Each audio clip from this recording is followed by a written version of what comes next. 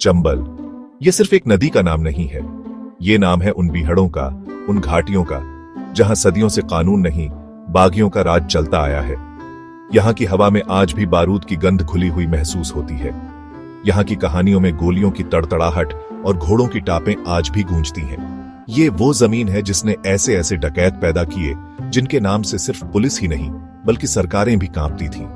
लोग कहते हैं कि चंबल में शेर से ज्यादा खतरनाक डाकू होता है, क्योंकि शेर तो फिर भी सामने से आता है। जब भी चंबल के बागियों की बात होती है तो एक बहस छिड़ जाती है।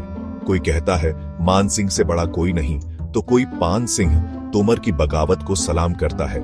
किसी के लिए निर्भय गुज्जर खौफ का दूसरा नाम था, तो किसी के लिए फूलन देवी जुल्म के खिलाफ उठी एक चिंगारी थी। हर किसी का अपना किस्सा, अपनी कहानी, अपना आतंक था। ये वो लोग थे जिन्होंने समाज और सिस्टम से बगावत करके अपने कानून खुद लिखे। इनकी कहानियां सिर्फ लूट और हत्या की नहीं, बल्कि मजबूरी, जुल्म और बदले की भी हैं। तो सवाल ये उठता है कि इनमें सबसे खतरनाक कौन था? किसका खौफ सबसे ज्यादा था? किसकी कहानी सुनकर आज भी रोंगटे खड़े हो जाते हैं? ये तय करना मुश्किल है, लेकिन आज मैं, आपका दोस्त, आपको चंबल के इतिहास के उन पन्नों में ले चलूंगा जहां खून से इबारतें लिखी गईं। आज हम आपको चंबल के सबसे ज्यादा खतरनाक 4 बागियों या डकैतों के बारे में बताएंगे।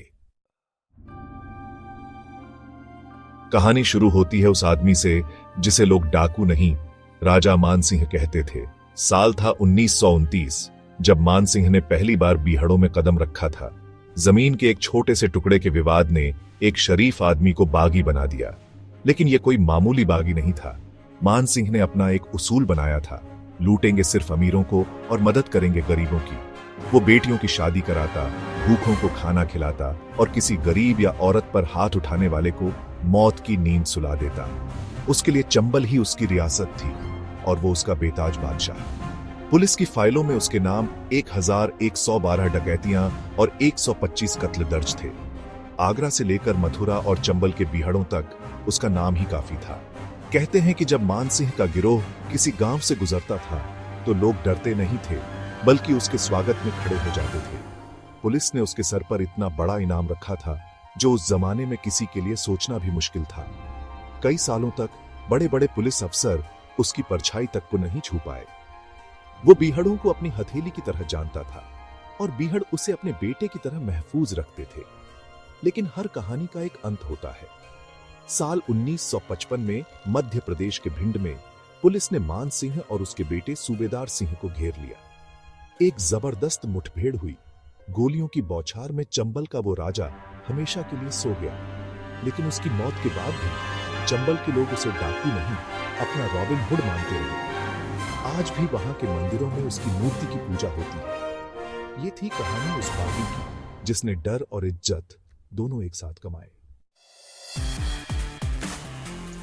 अगर मानसिंह चंबल का रॉबिन हुड था, तो निर्भय सिंह गुज्जर उस बीहड़ का सबसे बेरहम शैतान।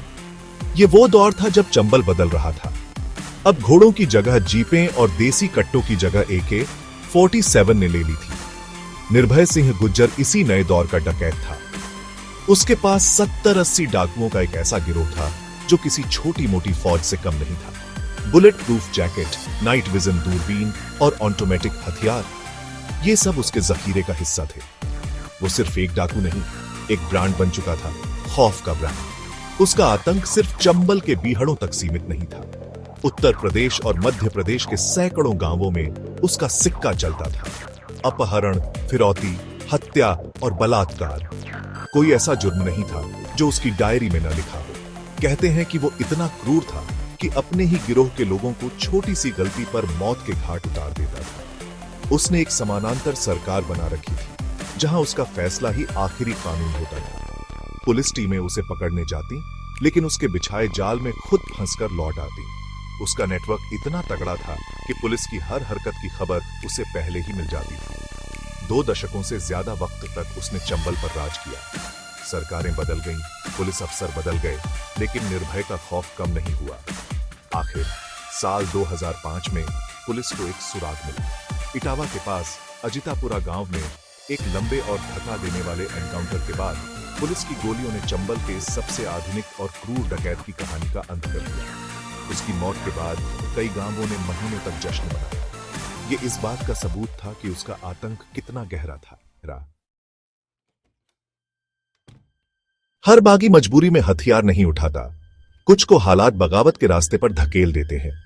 पान सिंह तोमर की कहानी कुछ ऐसी ही है। ये उस इंसान की कहानी है जो देश के लिए दौड़ता था, जिसने सीने पर मेडल सजाए थे। भारतीय सेना का एक जांबाज सिपाही और 7 बार का नेशनल स्टीपल चेस चैंपियन। उसका सपना था देश के लिए सोना जीतना, तिरंगे को लहराते देखना। लेकिन किस्मत को कुछ और ही मंजूर था। जब वो फौज से रिटायर होकर अपने गांव लौटा तो उसे पता चला कि उसके परिवार की जमीन पर दबंगों ने कब्जा कर लिया है। पान सिंह ने हर दरवाजा खटखटाया, थाने गया, कचहरी गया, बड़े बड़े अफसरों से मिला, लेकिन हर जगह उसे सिर्फ मायूसी मिली। सिस्टम ने एक फौजी की, एक नेशनल चैंपियन की फरियाद नहीं सुनी। जब इंसाफ के सारे रास्ते बंद हो गए तो उसने वो रास्ता चुना जो चंबल की मिट्टी में रचा बसा है, बगावत का रास्ता। उसने बंदूक उठा ली, सिर्फ अपनी जमीन के लिए नहीं, बल्कि अपने सम्मान के लिए। जो पान सिंह कल तक फिनिशिंग लाइन की तरफ दौड़ता था, अब वो पुलिस से बचने के लिए बीहड़ों में दौड़ रहा था। उसने अपना गिरोह बनाया और उन लोगों से बदला लेना शुरू किया जिन्होंने उसकी जिंदगी बर्बाद की थी। वो डकैत जरूर बना, लेकिन उसके दिल में एक खिलाड़ी हमेशा जिंदा रहा। वो कहता था, बीहड़ में बागी होते हैं, डकैत तो पार्लियामेंट में मिलते हैं। उसकी ये बात सिस्टम के मुंह पर एक करारा तमंचा थी। सिर्फ 2 साल तक वो बीहड़ों में रहा, लेकिन इतने ही वक्त में उसने सरकार की नींद हराम कर दी। 1981 में पुलिस की एक स्पेशल टीम ने उसे घेर कर मार गिराया। एक खिलाड़ी की दौड़ बीहड़ में खत्म हो गई, लेकिन उसकी कहानी आज भी लोगों को यह सोचने पर मजबूर करती है कि आखिर एक हीरो को विलेन बनाता कौन है। चंबल की कहानियों में अगर मर्दों की बादशाहत थी, तो उस बादशाहत को चुनौती दी एक औरत ने, फूलन देवी। एक ऐसी लड़की जिसकी जिंदगी जुल्म, गरीबी और धोखे की स्याही से लिखी गई थी। कम उम्र में शादी, फिर अपहरण और उसके बाद गैंगरेप की वो भयानक घटना जिसने उसे अंदर तक तोड़ दिया। लेकिन वो टूटी नहीं, वो उस राख से एक चिंगारी बनकर निकली। उसने फैसला किया कि वो अपने ऊपर हुए हर जुल्म का हिसाब लेगी। उसने बंदूक उठाई और बन गई चंबल की सबसे कुख्यात महिला डकैत, बैंडिट क्वीन। उसने अपना गिरोह बनाया और उन लोगों को चुन चुनकर मारना शुरू किया जिन्होंने उसकी जिंदगी नर्क बनाई थी। लेकिन उसकी बगावत की सबसे बड़ी कहानी लिखी गई 1981 में बहमई गांव में। फूलन ने गांव को घेर लिया और ऊंची जाति के उन 22 लोगों को लाइन में खड़ा करके गोलियों से भून दिया, जिन पर उसने अपने साथ हुए गैंगरेप का आरोप लगाया था। इस एक घटना ने पूरे देश को हिलाकर रख दिया। सरकार के लिए वो एक सिरदर्द बन गई, लेकिन दबी कुचली जातियों और औरतों के लिए वो एक देवी बन चुकी थी, इंसाफ की देवी। 2 साल तक पुलिस उसे बीहड़ों में खोजती रही, लेकिन वो किसी के हाथ नहीं आई।